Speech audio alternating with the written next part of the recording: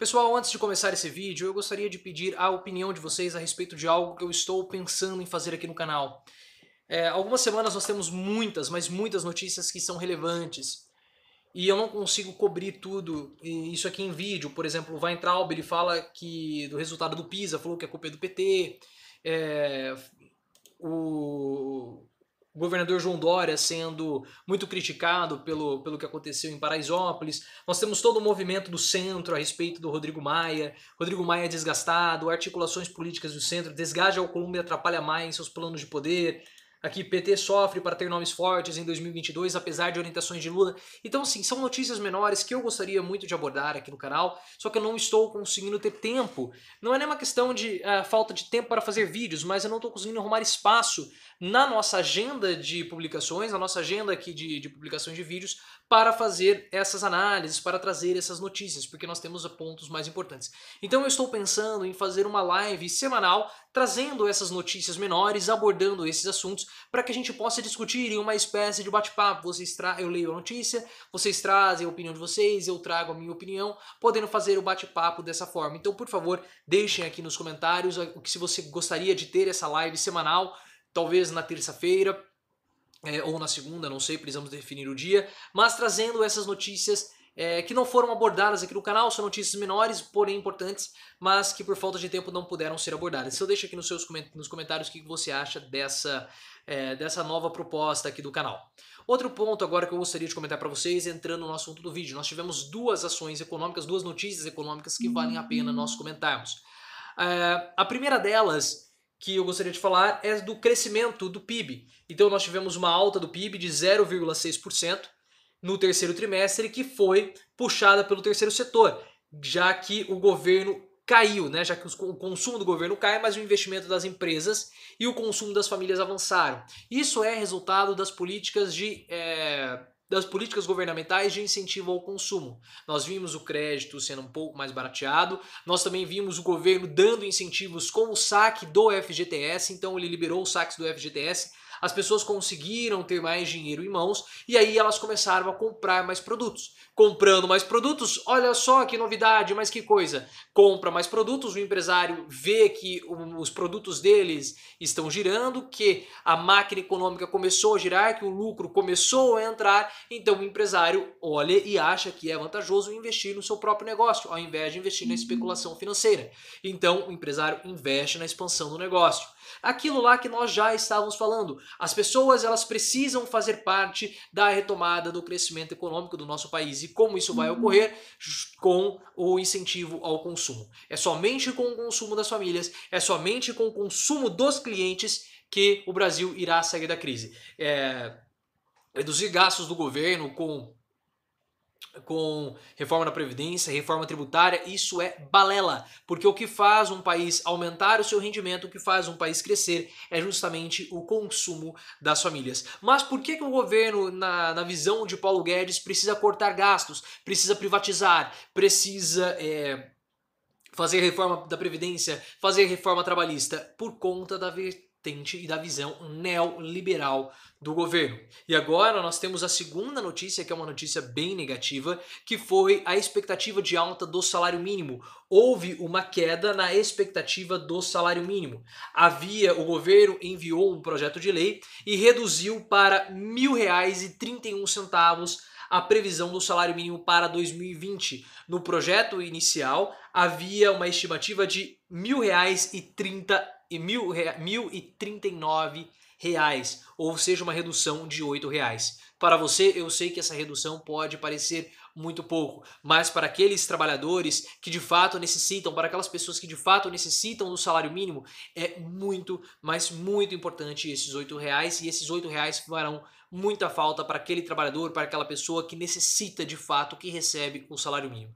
Nós estamos vendo uma inflação controlada, entretanto a alta do preço do dólar vai encarecer e vai influenciar sim a alta dos preços futuramente. Então o salário mínimo com uma redução de R$ 8 faz e fará muita diferença. E por que que o governo corta também o salário mínimo? Por que que essa nova política do governo acaba sendo mais punitiva aos mais pobres? Porque, como eu falei, é uma ação neoliberal, é uma política econômica neoliberal. E como surge? Por que que os neoliberais eles têm tanta questão de cortar gastos públicos, reduzir salários? Por que que os neoliberais tem essa visão econômica?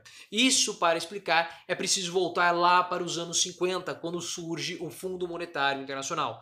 O FMI ele surge no período do pós-guerra e ele surge para simplesmente proteger os países de crises econômicas, para manter uma certa estabilidade econômica no mundo inteiro. E aí os países que foram signatários do FMI, eles precisariam cumprir algumas condições, emprestar dinheiro para o fundo e, caso fosse necessário um resgate, uma ajuda econômica do FMI, era necessário cumprir alguns princípios, algumas cartilhas do FMI. E basicamente, naquela época, os países, principalmente os países subdesenvolvidos ou os países do terceiro mundo, eles tinham uma inflação muito alta. E o primeiro passo que era necessário nas políticas do FMI, que o Brasil depois acabou adotando, era reduzir o valor da inflação, controlar a inflação. E como que o FMI pensava em controlar a inflação e estabilizar a economia? Com medidas muito austeras de redução do consumo. Então o que o FMI propunha e os governos de países subdesenvolvidos faziam?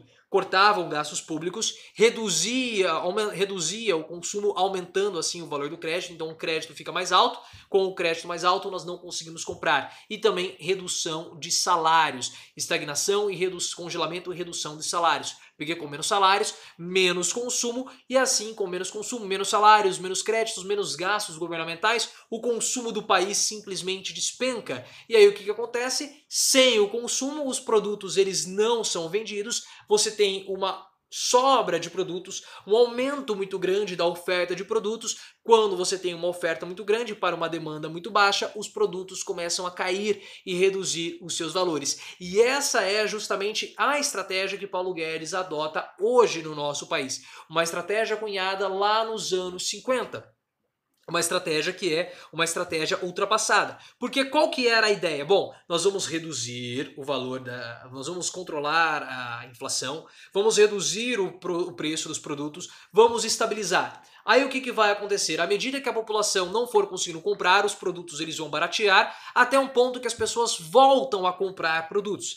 Com as pessoas comprando produtos, os empresários eles acham que é interessante e começam a reinvestir novamente nos seus negócios, contratando mais pessoas, e assim a economia começa a girar novamente. Só que nos anos 50 nós não tínhamos um capitalismo financeiro tão desenvolvido como nós temos hoje. Mercado financeiro, bolsa de valores, nós já temos há muitos anos, surgiu lá na Inglaterra. Então nós temos assim há muitos anos, não mentira, não surgiu na Inglaterra, a Inglaterra foi a primeira empresa que vendeu as ações no mercado internacional. Mas enfim, foi uma pequena confusão aqui. Mas já existia há muitos anos. E aí o que você começa a fazer? Com o passar dos anos, o mercado financeiro começou a se desenvolver, começou a ficar mais informatizado. Hoje nós não temos mais os operadores, a bolsa de valores, nos pregões, com o celular, né, com o telefone aqui do lado, não tem o telefone, com o telefone aqui do lado, falando, gritando. Hoje não tem mais isso. Hoje você consegue operar na sua casa, do seu home broker, tudo ficou muito facilitado. Então, com essa facilidade para você operar, para você aplicar no mercado financeiro, a financiarização do capitalismo ela ficou muito mais acentuada. Então hoje, de uma forma muito mais fácil, eu consigo ponderar onde colocar o meu dinheiro. Aplicar o meu dinheiro fazendo um investimento na expansão do meu negócio, tendo um rendimento de X, ou investindo, aplicando meu dinheiro no mercado financeiro aqui da minha casa, tendo um rendimento de Y. E aí eu pego, tem um mosquitinho aqui na frente, e aí eu pego e faço a comparação. Onde eu vou ganhar mais? O meu rendimento é maior com X ou o meu rendimento é maior com Y? Bom, se o meu rendimento for maior investindo no negócio, eu vou investir no meu negócio. Se o rendimento for maior aplicando no mercado financeiro, eu vou aplicar no mercado financeiro. Então hoje as empresas elas estão aplicando, os empresários estão aplicando no mercado financeiro. Mas era diferente lá nos anos 50. Então quando você tinha uma queda no consumo, os preços barateavam, as pessoas começavam a comprar e havia assim uma retomada. Só que essa ideia neoliberal, ela parece que não foi atualizada. E novamente nós temos Paulo Guedes aplicando essa mesma concepção equivocada, arcaica, antiga no nosso país. Um modelo neoliberal que já foi muito desgastado, que já foi muito criticado. E qual que era a principal consequência para os países que adotavam esses planos do Fundo Monetário Internacional, essa cartilha do FMI? eles tinham basicamente dois resultados. O primeiro, alguns países conseguiam ter uma retomada econômica, mas em outros países, na segunda alternativa, o segundo resultado que acontecia era uma quebradeira geral de empresas, aumento do desemprego e uma enorme recessão. Porque as empresas elas não vendem, elas começam a quebrar, aumenta o desemprego, com o aumento do desemprego as pessoas não conseguem comprar mais produtos porque não tem salários, o endividamento deles aumenta e você tem uma quebradeira geral no país entrando assim em crise econômica. Então, basicamente, esses eram os dois caminhos. Muitos países, como no caso do Brasil, entraram em um período muito crítico de crise econômica por conta dessas ações neoliberais que foram implementadas no Brasil. Paulo Guedes, percebendo que isso não daria certo, ou percebendo que não seria possível vencer uma eleição com essas medidas neoliberais de redução dos gastos públicos, aumento do valor do crédito, redução dos salários e até mesmo retirada de benefícios sociais, percebendo que isso não resultaria em uma eleição de Bolsonaro em 2022, porque quando você tem uma situação de calamidade social, as pessoas tendem a se revoltar. Vendo os levantes populares da América do Sul, você começa a tentar que precisa ser feita uma política que beneficie mais os mais pobres. Então, pensando nisso, o governo já começou a se mexer e fazendo política e começou a fazer políticas de incentivo ao consumo, contrariando assim as práticas neoliberais do Paulo Guedes, mas dando um afago, dando um respiro para a população. Então esse é o panorama internacional, esse é o pensamento do capitalismo que nós temos hoje em dia, que vem desde lá dos anos 50, com a fundação do FMI, toda essa cartilha de redução de gastos públicos, redução de salários, redução do consumo, que pode eventualmente resultar em uma crise. Então esse é todo o cenário econômico que influencia Paulo Guedes a tomar as suas decisões, porque ele é um descendente, ele é um discípulo desse tipo de pensamento arcaico primitivo lá dos anos 50. Deixa aqui a sua reflexão a respeito desse assunto, é muito importante que você traga também a sua perspectiva, o seu ponto de vista. Fale aqui para mim o que você acha desse formato de trazer notícias para a próxima semana. Eu preciso então que vocês coloquem aqui para eu agendar a live com vocês. E também se inscreva aqui no canal do Professor Leonardo e me siga no Twitter, @profleoficial.